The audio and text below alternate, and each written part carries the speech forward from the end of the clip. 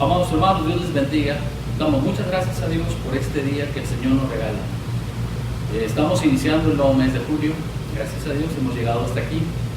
Sin lugar a dudas, con muchas preguntas, pero también con muchas certidumbres. Certidumbre quiere decir con mucha seguridad y certezas. Damos gracias a Dios por ello. ¿Como cuáles, por ejemplo? Estamos bien, estamos gozando del amor de Dios. Certidumbres como el saber que Dios está con nosotros, como que este tiempo de confinamiento obligado nos ha invitado a tener un mayor tiempo con nuestra familia y por ello también nos alegramos. La Biblia dice que debemos dar gracias en todo, no debemos pensar de otra manera. Mis amados hermanos, yo quisiera hablar con ustedes acerca de la importancia de nuestra fe. Y acabamos de leer un pasaje bíblico donde el Señor Jesús está hablando y me permito releerlo, dice así: dijo también el Señor: Simón, Simón, he aquí, Satanás os ha pedido para zarandearos como al trigo, ¿verdad? Recordemos que en la antigüedad el trigo se movía para quitarle la cascarilla, se lanzaba al aire y con el mismo aire que estaba pasando, la cascarilla, como era muy liviana, se iba y quedaba el grano para posteriormente ser molido. De la misma manera habría que con el cernidor zarandearlo para que fuese quitada la cascarilla y posteriormente hacer toda esta labor. El tema de hoy, hermanos, se titula He rogado por tu fe. He rogado por tu fe. Les invito a que estemos atentos a esta palabra del Señor, inspirada en Lucas capítulo 22, versículos del 31 al 34, y vamos a hacer un juego de palabras, sobre todo de rimas. Hoy que están tan de moda las rimas con esto de la música moderna, ¿verdad? Sobre todo esta música donde se recurre mucho al uso de ellas y es una técnica de control, de memorización, donde ponemos a trabajar a nuestro cerebro. Pero bueno, ahora lo vamos a hacer de manera muy cuidadosa y sobre todo con un enfoque bíblico y exaltando la gloria de nuestro Dios. Vamos a empezar, hermanos, en el nombre de Jesús. He rogado por tu fe. Vivimos en tiempos muy peculiares, vivimos en tiempos donde es necesario, como en la historia que estamos por contar, es necesario tomar decisiones, es necesario vivir en certidumbres respecto a lo que queremos. Hay gente que vive con propósito, hay gente que vive buscando un propósito, hay gente que ya lo encontró y hay gente que sigue trabajando en ello. Hay gente que piensa que se puede vivir sin un propósito. Todas las posiciones pueden ser respetables, ninguna es criticable. Debemos de entender que Dios trabaja con cada uno de nosotros de maneras tan diversas. Lucas capítulo 22 es quizás la parte ya final. Nos vamos acercando al final, tanto del libro como de la historia que nos quiere contar. ¿Y cuál es la historia? La historia de Jesús. ¿Por qué hablar de fe en este tiempo, hermanos? Recordemos que Lucas va a terminar en el capítulo número 24, ¿verdad? Con eso termina Lucas. Estamos en el 22, hermanos. Estamos ya en la parte final del 22. Ya ha pasado la cena del Señor. Ya ha pasado esta institución. Y ahora el Señor hace un anuncio importante. Pero antes de llegar a esta parte, regresemos. En los años 90, leyendo por ahí algún texto, me encontré con un libro que se llamaba La Nueva Era. Desde entonces, desde principios de los años 90, se ha hablado de este tema. Y uno de los capítulos que estuve yo revisando, estoy hablando de hace muchos años, se llamaba La fe en la fe. ¿Se puede tener fe en la fe? Sin duda mucha gente cree y piensa que esto es posible, a tal grado que desplazan a Dios y ponen su propia fe a trabajar para alcanzar los objetivos, o por lo menos presumen poderlos alcanzar. Esto, aunque se oye o se escucha un tanto inocente y que pareciera que requiere solamente de esfuerzos meramente humanos, hermanos amados, es una blasfemia contra Dios. Es una falta de respeto. Blasfemia quiere decir faltar al respeto o lanzar una ofensa contra Dios. ¿Qué significa todo esto? Hoy nos encontramos con este fenómeno, incluso dentro de la iglesia. Hoy que encontramos gente que tiene mucha fe, entre comillas, en los milagros, y está pidiendo milagros, y todos los días nos dice: ven por tu milagro. no dudamos que Dios es milagroso. No dudamos que Dios trasciende el orden natural de las cosas cuando Él quiere mostrarnos algo, un propósito. Es muy interesante. Pero el problema, ¿dónde está? El problema es que están muchos, o que muchos están buscando el milagro, pero no están buscando al que obra o el que hace los milagros, que es Dios, que es nuestro Señor. Entonces todo esto se vuelve algo meramente utilitario, algo que se usa y se desecha. Eso es lo utilitario. Y entonces no entendemos la salvación que Dios nos da, la que nos permite ser llamados hijos de Dios. Por eso cuando recibimos un milagro, gloria a Dios, estamos felices, celebramos, alegres. Pero cuando por alguna razón no recibimos lo que estamos buscando, viene el decaimiento, a pesar de que hemos sido salvos por la gracia del Señor. Amados hermanos, esto no puede ser así. Nuestra vida va en victoria por cuanto el que venció es Cristo Jesús. Por ello nos alegramos por la victoria de Cristo. Y por medio de su victoria nosotros somos también más que vencedores. Y alguien podrá decir, más que vencedores, a pesar de que el diablo o Satanás, como dice la historia, nos está zarandeando como al trigo. Sí, yo quiero decirte que esta es la fe. Es la manera en que tenemos que vivir la fe. En medio de las tormentas, en medio de las luchas, en medio de los señalamientos, de los condicionamientos, de cualquier situación, debemos mantener nuestra fe puesta en el Señor. Él nos pide, Él lo reclama, Él anhela, pero Él nos conoce también. Y por eso el tema de hoy se titula He rogado por tu fe. La fe que nosotros tenemos, hermanos, no es nuestra, es un regalo de Dios también. Cuando venimos a sus pies, Él nos da fe para creer en Él. Podemos tener acceso a Dios por medio de la fe, la cual Él mismo nos dio. Lo vemos en la carta a los Efesios, capítulo 2, versículo 8 y 9. Porque por gracia sois salvos por medio de la fe, y esto no de vosotros. La salvación no es de vosotros, pero tampoco la fe. ¿Por qué? En la iglesia nuestra enseñamos una doctrina que se llama la soberanía de Dios frente a la perversión del hombre. El hombre por naturaleza está inclinado al mal, así lo dice la Escritura. Hay mucha gente que enseña, el hombre nace bueno, pero se vuelve malo por las circunstancias, por las influencias. La Biblia tiene un enfoque un poco diferente, o muy diferente. El hombre nace o nacemos contaminados por el pecado. El Salmo 51 dice, en pecado me concibió mi madre. Por lo tanto, hay una mancha, hay una marca, un estigma, es lo mismo, marca o estigma, que es el pecado.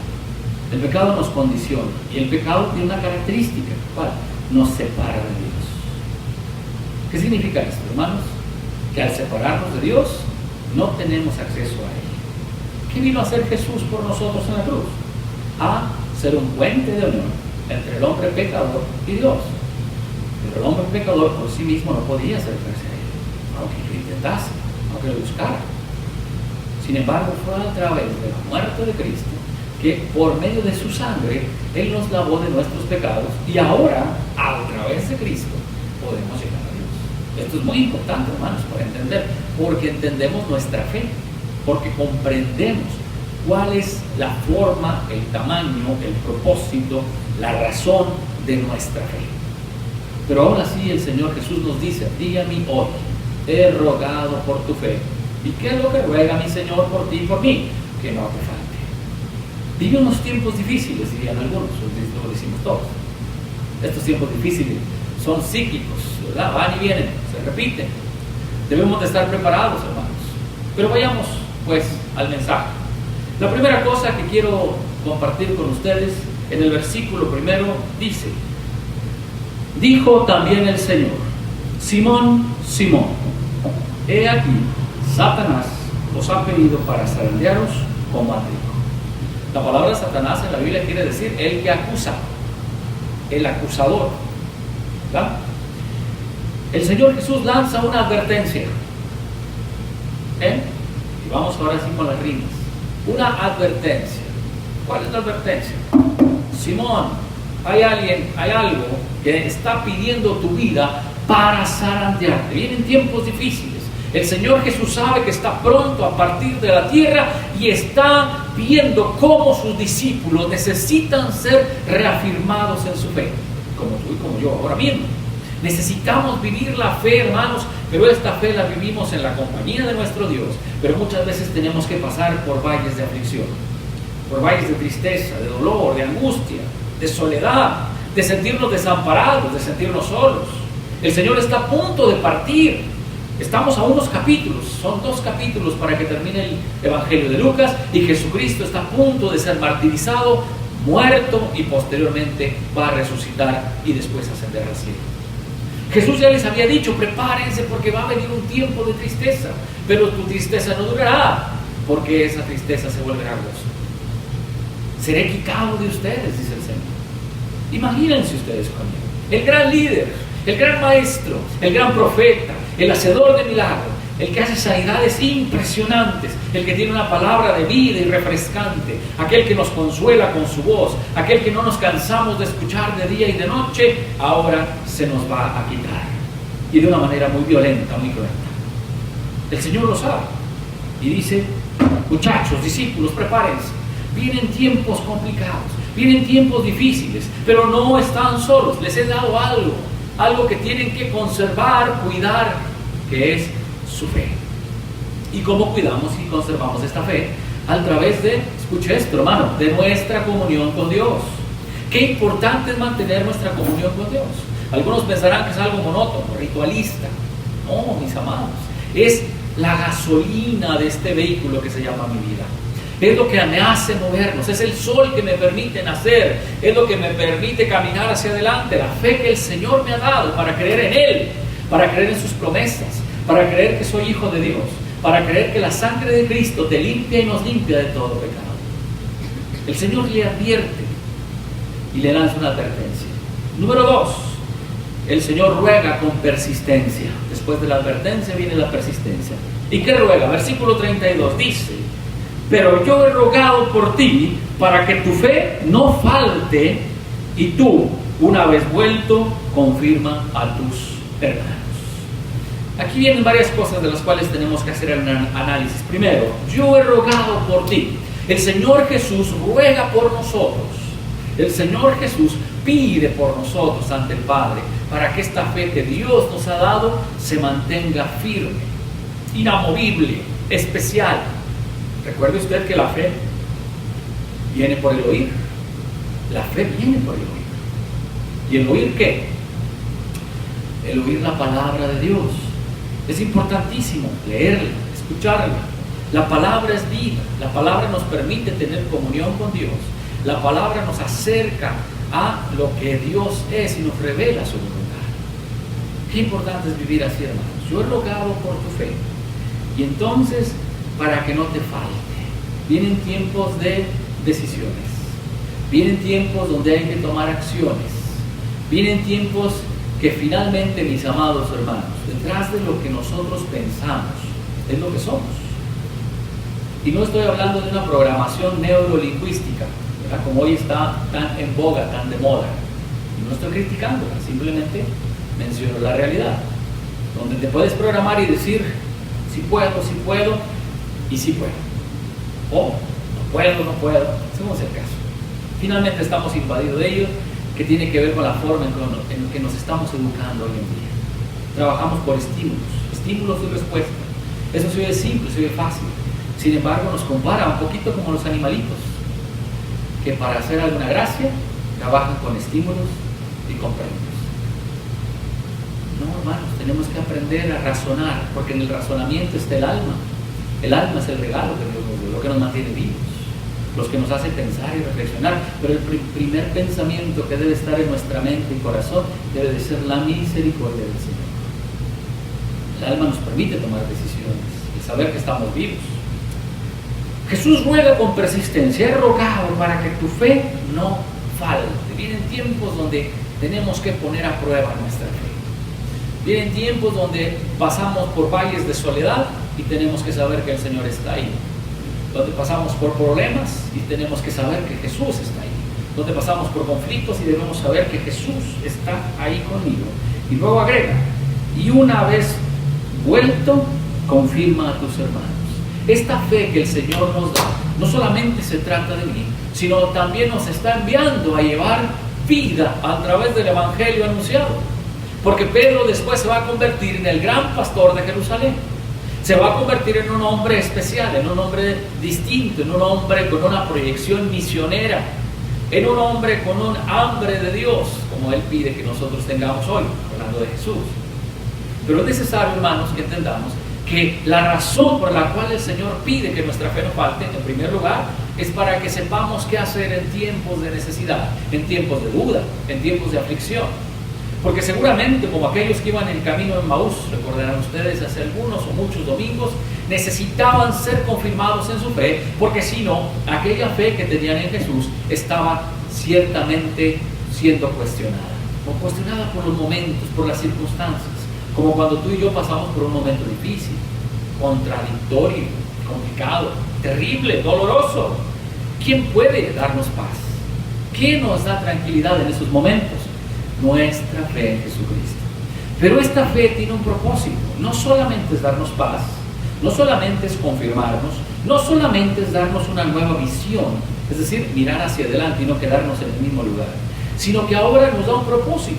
Y esta fe es para ir a confirmar a mis hermanos que Cristo vive, que Cristo es real, que Cristo es el que hace los cambios, que Jesucristo es el que está a nuestro lado, llevándonos, guiándonos cada día. Y tú dirás, pero ¿cómo es esto posible? Hermanos amados, es totalmente posible. Advertencia, persistencia. Número 3, Jesús anima con insistencia a Pedro y le dice, ve a tus hermanos.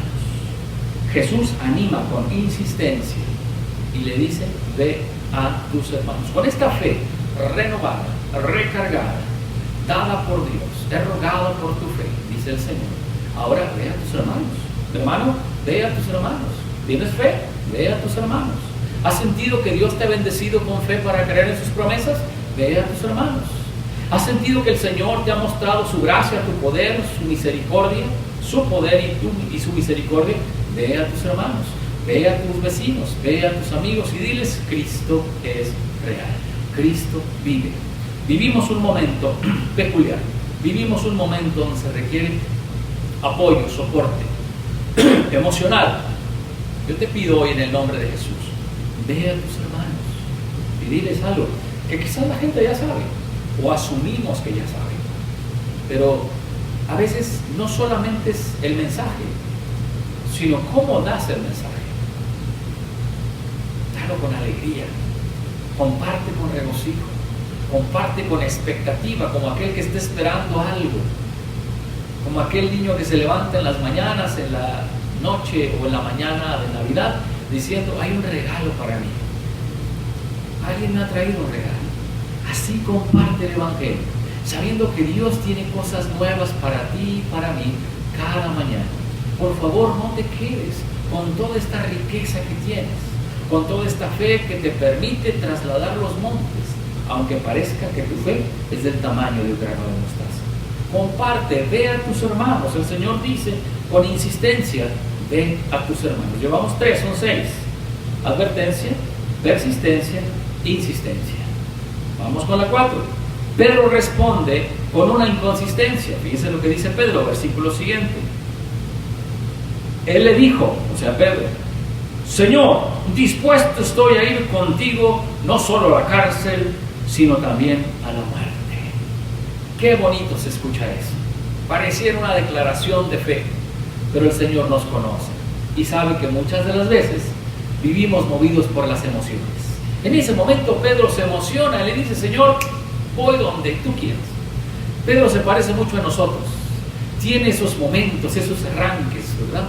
Por el momento, en los capítulos anteriores, en el Evangelio de Juan, le va a decir, tú eres el Cristo, el Hijo del Dios viviente. Y Jesús le va a responder, bienaventurado, porque esto no te lo reveló carne ni sangre, sino mi Padre que está en los cielos.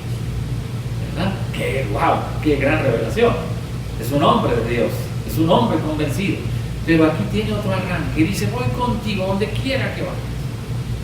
Y después el Señor le va a revelar una gran verdad, que es una frase famosa que ha corrido a lo largo de los siglos hasta el día de hoy, donde aparece ese gallo, ¿verdad? Que hasta hoy en los templos, en algunos templos católicos, ¿verdad? En la parte de las cúpulas, están los diferentes direcciones o puntos cardinales, norte, sur, este y oeste, puntos cardinales, y en la punta un gallito, ¿verdad?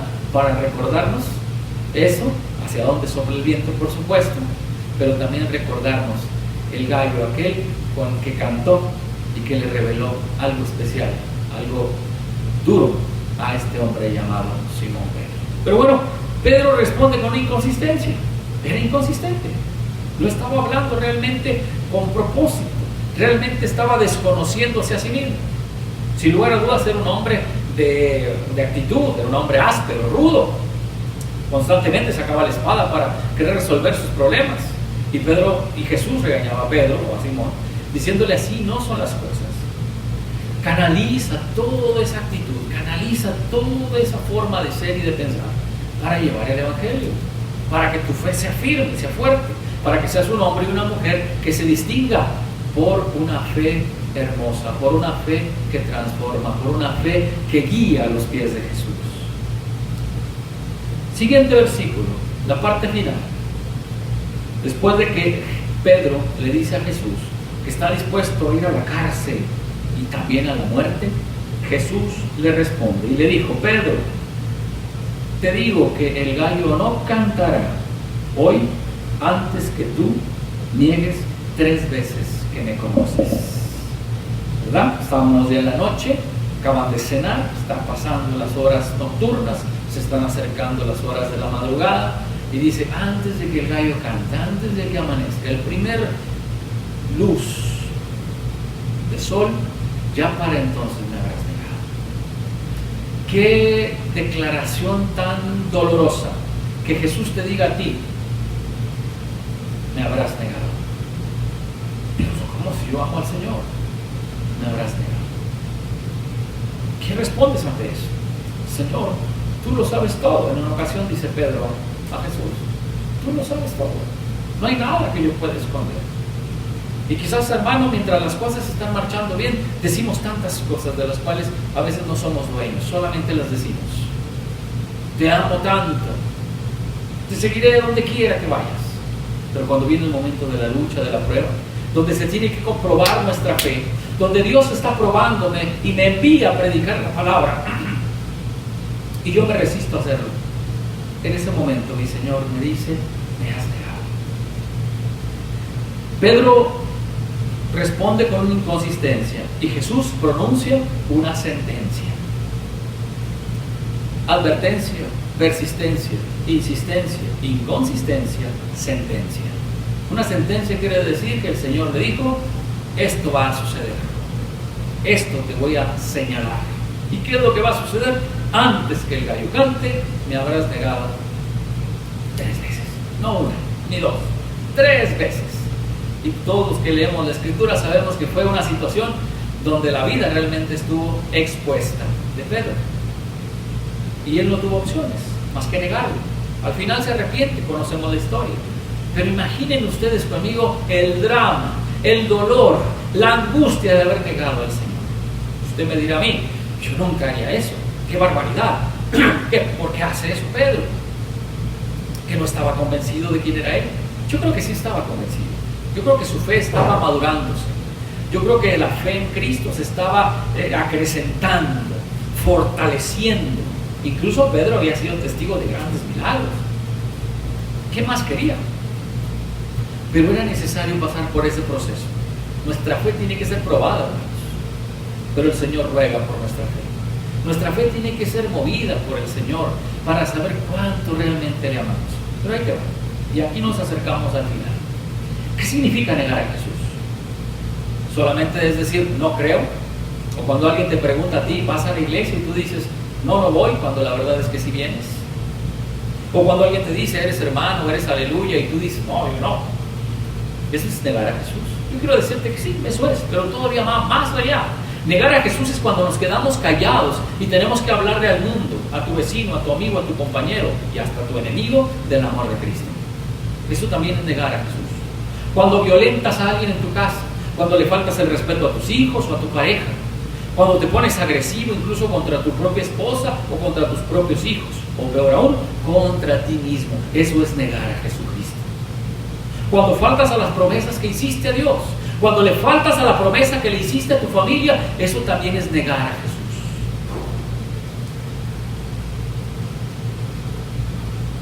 Qué importante es esto en nuestras vidas. Qué importante es que tú medites qué significa. Por eso, hoy te invito, a manera final, a que lleguemos a este punto, a que tomemos decisiones. Tomemos decisiones de consistencia. Consistencia quiere decir firmes, compactas, con rumbo, con decisión, con definición, tomando decisiones de consistencia. Y así, 6 palabras que riman entre sí: advertencia, persistencia, insistencia, inconsistencia, sentencia y ahora consistencia, tomando decisiones de vida. El modelo, la historia nos cuenta no solamente a un Pedro al cual muchos quisieran no parecerse, por lo menos en ese momento, pero la verdad es que somos tan semejantes a él. Aunque no quisiéramos, hermanos, somos un reflejo, somos un espejo en él, porque algunas veces fallamos, porque algunas veces negamos al Señor cuando le dijimos: Señor, yo voy a leer tu palabra todos los días, y no lo estoy haciendo. Cuando le dijimos al Señor: yo voy a orar y voy a platicar y voy a dialogar contigo todos los días, y no lo estamos haciendo. Eso también es negar al Señor. ¿Cuántas mañanas me he levantado triste, agobiado, y en lugar de buscar a Cristo, me pongo a llorar? Me levanto enfermo y en lugar de decirle: Señor, necesito tu intervención divina, me pongo a buscar soluciones humanas. Y no estoy en contra de la medicina ni nada por el estilo. Lo que sí debemos de estar en contra es que siempre debemos tener en primer lugar a nuestro Señor. Hoy quiero invitarles, hermanos, a manera de conclusión, que meditemos en la fe que el Señor nos ha dado, que sepamos tomar decisiones en Cristo, con propósito, con rumbo. El Señor ahora nos está pidiendo, es tiempo de que caminemos solos. El Señor está con nosotros, pero como los niños, es tiempo de que tú y yo crezcamos. Cuando empezamos a caminar, mi papá me toma de la mano para que yo no tropiece y no caiga. Ahora el Señor sabe que hemos crecido, que ya no es una fe pequeñita, que ya tenemos algún tiempo de que hemos creído en Él. Ahora es tiempo de caminar solos, pero vendrán pruebas, hermano amado, y quizás la prueba más simple, la más pequeña, a veces necesitamos pasarla. Cumple tus promesas a Dios, cumple lo que a Dios le prometiste. Amados hermanos, he rogado por tu fe, dice nuestro Señor Jesucristo. Que Dios les bendiga hoy y siempre.